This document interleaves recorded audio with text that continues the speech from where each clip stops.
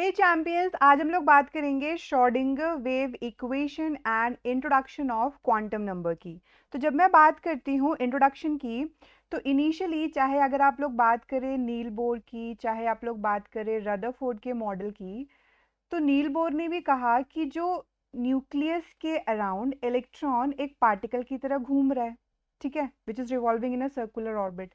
लेकिन उसके बाद एक साइंटिस्ट आए जिनका नाम था डी ब्रॉगले, और वहीं पे दूसरे साइंटिस्ट आए जिनका नाम था हाइजेनबर्ग।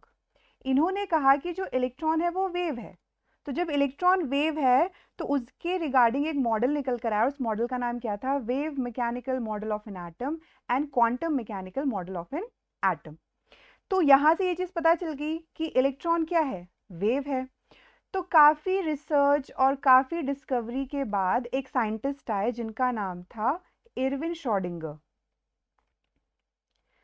इरविन श्रोडिंगर ने क्या किया कि जो इलेक्ट्रॉन वेव था, इन्होंने उसके रिगार्डिंग एक इक्वेशन बता दी। मतलब इन्होंने इलेक्ट्रॉन की इक्वेशन बता दी, जो बहुत ही डिफिकल्ट चीज है।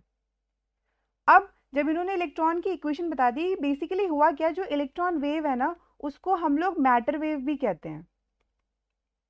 क्या कहते हैं? Matter wave. ये एक नई तरीके की वेव है, क्योंकि तब तक जो साउंड वेव है, लाइट वेव है, इन सब की चीज़ों के बारे में हमें ऑलरेडी पता चल चुका था।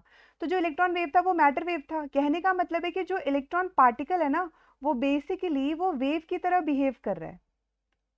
इन्होंने क्या किया कि इन्होंने इलेक्ट्रॉन की जो प्रोबेबिलिटी है ना, इलेक्ट्रॉन की प्रोबेबिलिटी, उसको क्या बताया? इलेक्ट्रॉन की प्रोबेबिलिटी वेव है। तो इलेक्ट्रॉन की प्रोबेबिलिटी जो वेव है वो कितनी है, वो उन्होंने अपने इस इक्वेशन के थ्रू एक्सप्लेन करी, और उस इक्वेशन का नाम क्या था? Schrodinger wave equation.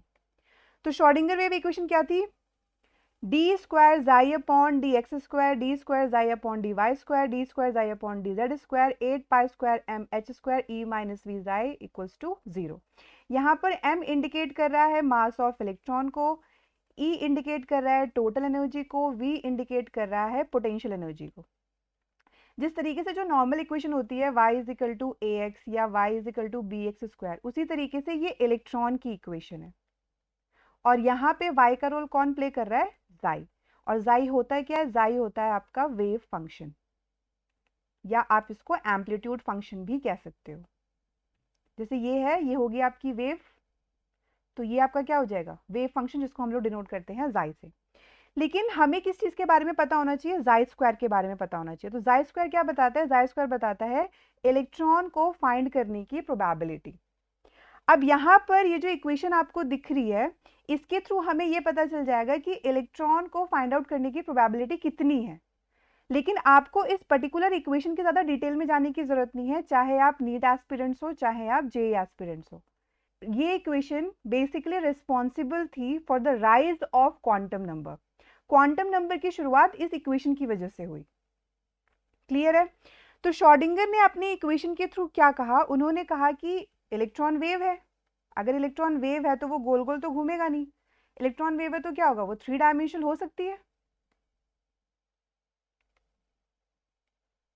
कहने का मतलब है जो इक्वेशन आ रही थी डी स्क्वायर जाई अपॉन डी एक्स स्क्वायर और डी स्क्वायर जाई अपॉन डी वाई स्क्वायर और डी स्क्वायर जाई upon D Z square plus 8 pi square m upon h square E minus V y is equal to 0। मतलब जो wave है वो x में भी है, वी में भी है, जेड में भी है, मतलब तीनों डायरेक्शन में।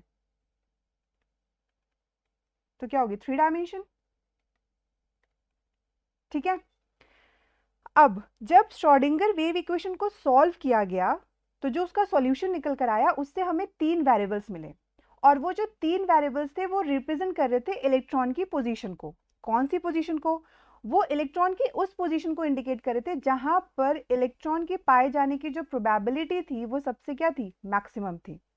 तो ये जो 3 वेरिएबल्स थे ना, ये किसके लिए रिस्पॉन्सिबल थे? ये रिस्पॉन्सिबल थे 3 क्वांटम नंबर्स के लिए, that is n, l and m, and this is the introduction of quantum number.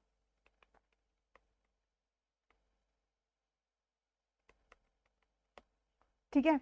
लेकिन जो हमारा चौथा क्वांटम नंबर था, जो फोर्थ क्वांटम नंबर था, वो हमें श्रोडिंगर वेव इक्वेशन से नहीं मिला है। इस चीज का ध्यान रखना। स्पिन क्वांटम नंबर, ये भी हमें एक पॉइंट के बारे में बताता है जो हम लोग नेक्स्ट टू नेक्स्ट लेक्चर में डिस्कस करेंगे।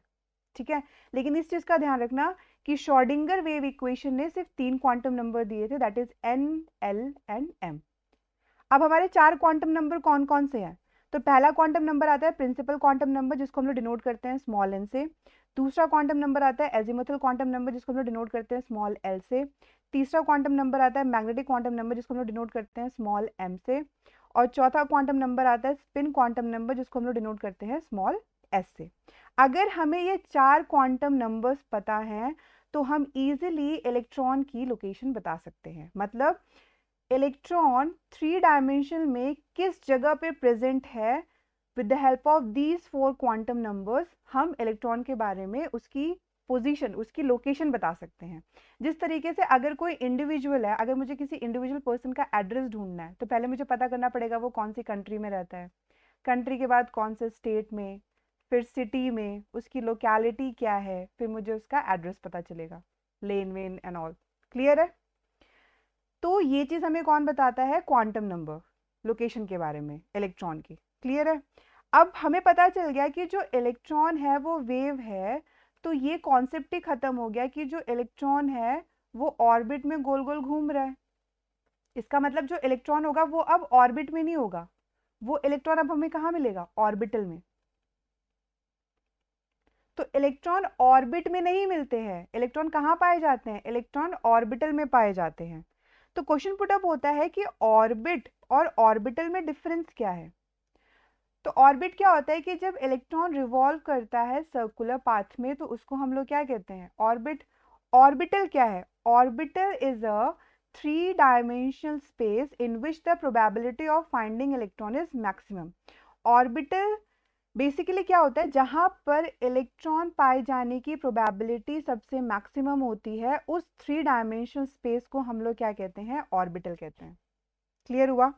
यहां से एक जो इंपॉर्टेंट चीज है वो ये है ऑर्बिटल के बारे में, जो डिफरेंट डिफरेंट ओरिएंटेशन होगा ऑर्बिटल का, जो डिफरेंट डिफरेंट साइज होगा ऑर्बिटल का, या जो डिफरेंट डिफरेंट शेप होगा ऑर्बिटल का, वो हमें 3 क्वांटम नंबर्स के बारे में बताते हैं। और वो 3 क्वांटम नंबर कौन से हैं? n, l and m। Clear है? So class, this is all about Schrodinger wave equation and introduction of quantum number. अगर आपको इस लेक्चर से रिलेटेड कोई भी डाउट है तो आप कमेंट कर सकते हैं। Till then keep smiling, keep shining and good bye.